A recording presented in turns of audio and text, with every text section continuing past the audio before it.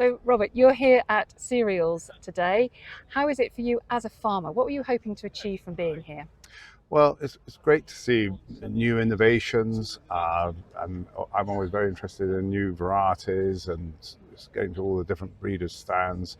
What there is in the sort of technology front, which seems to be increasing ever faster.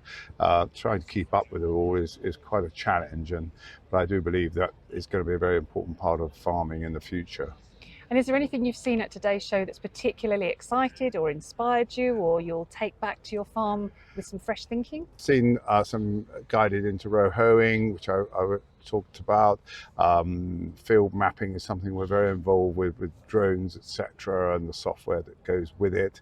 Um, Varieties, new types of breeding, gene editing, they're all things that I've spoken to so far already that are all going to play a very large part in future farming.